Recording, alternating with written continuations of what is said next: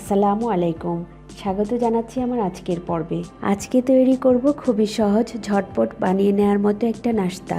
উপকরণেরও বেশি বাহুল্য নেই। শীতের সন্ধ্যায় ঘরে বানানো মুখরোচক, যা ছোট বড় সবাই পছন্দ করবে। আমার আজকের রেসিপি ব্রেড চিকেন পিৎজা।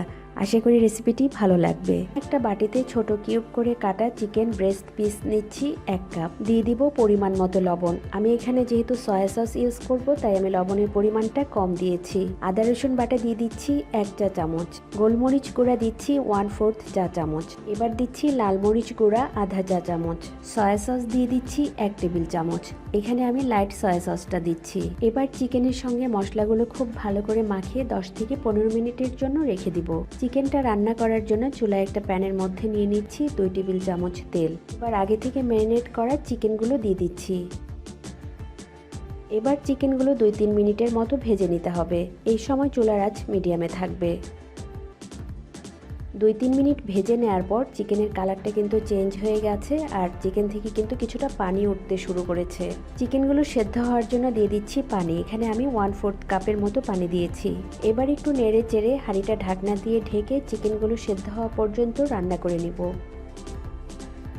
চিকেনের মধ্যে যে পানিটুকু দিয়েছিলাম, পানিটুকু শুকিয়ে গেছে আর চিকেনটা কিন্তু সেদ্ধ হয়ে গেছে। এবার ছোট কিউব করে কাটা ক্যাপসিকাম দিয়ে দিচ্ছি 1/4 কাপ।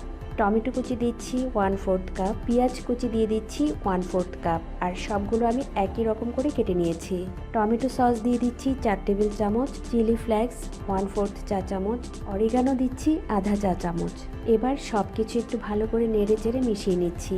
এখানে যে সবজিগুলো দিয়েছি, এই সবজিগুলো দেওয়ার পর কিন্তু খুব বেশি রান্না করব না। 2 মিনিটের মতো রান্না করে চিকেনটা নামিয়ে নিব। এইভাবে একটু বেশি করে চিকেনটা রান্না করে রাখলে অনেক রেসিপিতেই কিন্তু এই চিকেনটা ব্যবহার করা যাবে। চিকেনটা রান্না করা হয়ে গেছে। এবার চুলা থেকে নামিয়ে একটা বাটির মধ্যে বেড়ে নেব। পিৎজার জন্য এখানে আমি 4 পিস ব্রেড নিয়েছি। ঘরে থাকা অল্প উপকরণ দিয়ে পিৎজাগুলো বানানো যাবে। আজকের পিৎজাগুলো বানানোর জন্য আমি এখানে হট টমেটো সস নিয়েছি। এবার পরিমাণ মতো সস ব্রেডের উপরে লাগিয়ে নিব। আমি এখানে 2 চা চামচ সস দিয়েছি।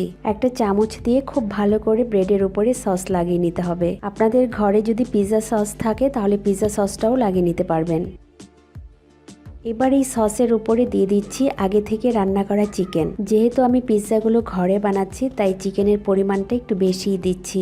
আপনারা চাইলে কমও দিতে পারেন। ব্রেডের উপরে চিকেন পুরটা খুব ভালো করে ছড়িয়ে নিয়ে এবার দিয়ে দিচ্ছি গ্রেট করা মোজারেলা চিজ। চিজের পরিমাণটা আমি বলছি না, আপনারা আপনাদের পছন্দ মতো কমিয়ে বা বাড়িয়েও দিতে পারেন। আমি একটু বেশি করেই চিজ ছড়িয়ে দিচ্ছি। চিজ দেয়া হয়ে গেছে।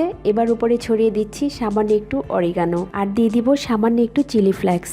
সামান্য কিছু উপকরণ দিয়ে কিন্তু এই মজার পিৎজাগুলো বানিয়ে নেওয়া যাবে। আমি যেহেতু চুলাই করব, এবার এই পিৎজাটা একটা প্যানের মধ্যে নিয়ে নিচ্ছি। চুলায় প্যানটা বসিয়ে নিয়েছি, আর চুলার আঁচ কিন্তু একেবারেই কমানো থাকবে। এবার প্যানটা ঢাকনা দিয়ে ঢেকে দিব। এইভাবে করে আমরা অপেক্ষা করব চিজগুলো মেল্ট হয়ে আসা পর্যন্ত। আমার পিৎজাটা হয়ে গেছে। এবার আমি পিৎজাটা একটা প্লেটে তুলে নিচ্ছি। আমি ব্রেডের পিছন পাশটাও দেখিয়ে দিচ্ছি। দেখেন, ব্রেডটা কিন্তু পুড়ে যায়নি, খুব সুন্দরভাবেই টোস্ট হয়েছে। আর এইভাবে করে আমি বাকি পিৎজাগুলো বানিয়ে নিব। দেখলেন তো কতটা সহজেই তৈরি করা যায় মজাদার ব্রেড পিৎজা। আশা করি আজকের এই রেসিপিটি আপনাদের ভালো লেগেছে। ভালো লাগলে লাইক এবং কমেন্ট করে আমাকে জানাতে পারেন। আজ বিদায় নিচ্ছি। আবারও কথা হবে নতুন কোনো রেসিপি নিয়ে। সেই পর্যন্ত সবাই খুব ভালো থাকবেন। ভিডিওটি দেখার জন্য সবাইকে অনেক ধন্যবাদ। আল্লাহ হাফেজ।